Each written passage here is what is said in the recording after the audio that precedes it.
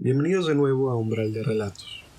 El primer video de carreteras les llegó a muchos de ustedes y nos escribieron para contarnos que no fue fácil manejar de noche después de verlo.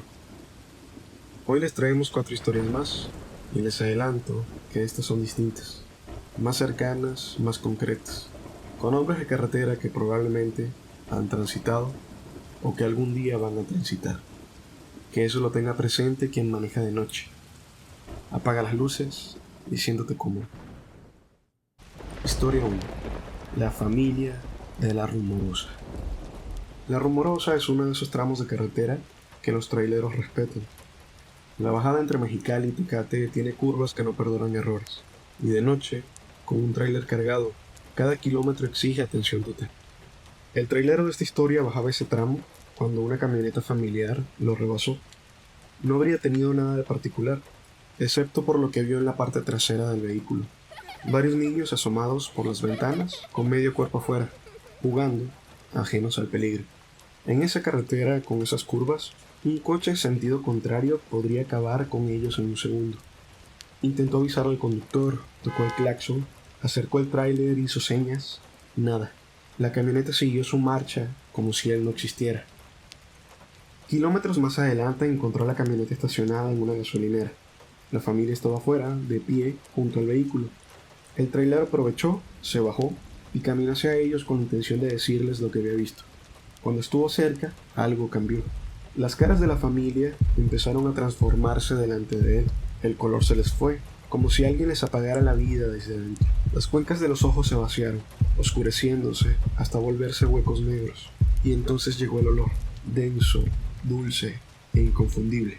El olor de algo que lleva tiempo sin estar vivo. El trailero no terminó de decir nada, dio media vuelta y corrió al vehículo. Salió de esa gasolinera sin mirar atrás. En la siguiente parada, todavía con las manos temblando, entró en la tienda a comprar algo. El encargado lo miró y le preguntó qué había pasado. El trailero contó lo que había visto. El hombre no se sorprendió.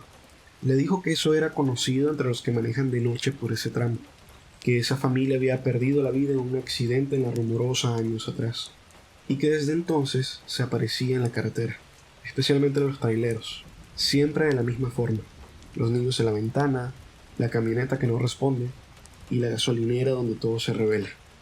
Nadie sabe qué quieren, nadie que los haya visto de cerca ha tenido ganas de quedarse a averiguarlo. Historia 2. La bata del seguro. Venían de trabajar en las fiestas de octubre de Guadalajara, octubre de 2024. Eran alrededor de las 3 de la mañana en la autopista Guadalajara a Tlacomulco. Quien cuenta la historia iba de copiloto, y los dos estaban en ese estado de cansancio controlado que uno aprende a manejar cuando trabaja de noche. No hubo sonido, no hubo señal previa. Solo esa sensación que todos conocen y nadie sabe explicar bien. La certeza repentina de que algo los está observando. Los dos voltearon al mismo tiempo. Del lado del copiloto, junto a la ventana, iba caminando un hombre. Llevaba una bata de hospital, de esas que amarran por detrás y que ponen a los pacientes antes de una cirugía. La bata estaba empapada de sangre en la zona del abdomen. La cara estaba limpia, los brazos limpios, pero esa mancha oscura y húmeda en el estómago no dejaba lugar a dudas sobre lo que la había causado.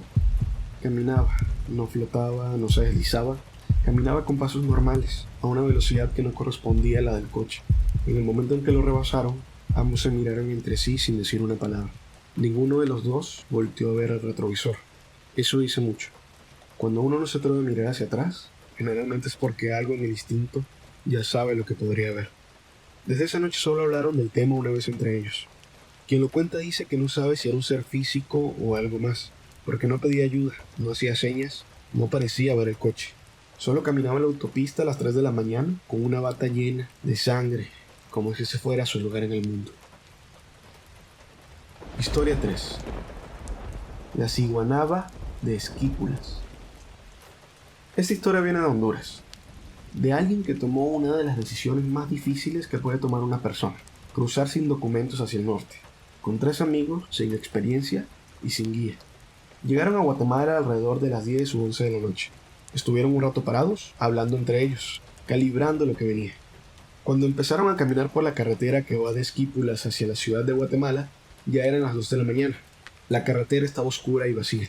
Los cuatro caminaban juntos, en silencio, cuando algo apareció delante de ellos. Una mujer, vestido largo y blanco. El cabello negro y suelto le cubría completamente el rostro, de forma que no se le veía ningún rasgo. Y los pies. Los cuatro los vieron al mismo tiempo. No eran pies humanos, eran pezuñas. Los cuatro se detuvieron, no gritaron, no corrieron. Dice quien lo cuenta que fue como si el cuerpo se paralizara por completo y la mente tardara unos segundos en procesar si lo que estaban viendo era real. Los cuatro lo confirman y los cuatro cargan con ese recuerdo hasta hoy. Después investigó, lo que describe corresponde exactamente a la figura conocida en Centroamérica como la ciguánaba, una entidad femenina que se aparece de noche en caminos solitarios, siempre con el rostro oculto, siempre con esa característica que la delata antes que cualquier otra cosa. Llegaron al norte, pero esa noche en la carretera guatemalteca se quedó con ellos para siempre. Historia 4. La llamada de la tía. El padre de quien cuenta esta historia es trailero. Conoce la soledad del camino de noche y, como la mayoría de los que manejan solos durante horas, tiene el hábito de llamar a alguien para no quedarse dormido. Hace más de 10 años, en algún tramo de carretera entre las 9 y las 10 de la noche, marcó el número de unos primos. Una llamada sin mayor intención, solo para escuchar una voz conocida. Alguien contestó. Era una mujer. La voz era tranquila, familiar, y el padre tardó un momento en reconocerla, porque no era posible que fuera quien parecía ser. Era su tía, una tía que llevaba años, que había partido. Le preguntó directamente por qué contestaba a ella, si se suponía que ya no estaba.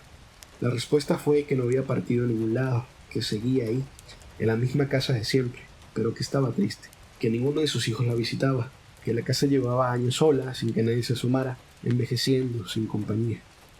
El padre escuchó todo esto mientras manejaba de noche en una carretera, con el teléfono en la mano y el corazón acelerado.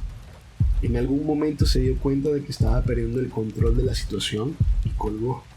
Respiró, esperó y volvió a marcar. Nadie contestó. Cuando llegó a su destino, contó lo que le había pasado a los hijos de su tía. No le creyeron, algunos se molestaron. La idea de que su madre pudiera haber aparecido así en una llamada a medianoche para quejarse de que la habían abandonado les resultó incómoda, pero el padre lo recuerda con claridad. Recuerda la voz, recuerda lo que dijo y recuerda cuando volvió a marcar. El teléfono repicó en el vacío. Solo dice que a veces los que ya no están encuentran la forma de recordarnos que siguen ahí y que no siempre están bien.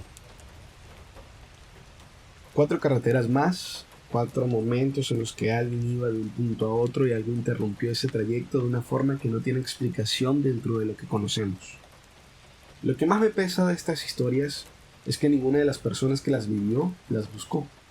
No iban investigando, no estaban probando nada, solo manejaban, caminaban o contestaban una llamada, y eso es lo que las hace difíciles de olvidar, que pueden pasarle a cualquiera. Si tienes una historia de carretera, algo que hayas visto o vivido en un tramo nocturno que nunca supiste cómo explicar, escríbenos al correo que está fijado en la descripción. Queremos escucharla. Nos vemos en el próximo umbral.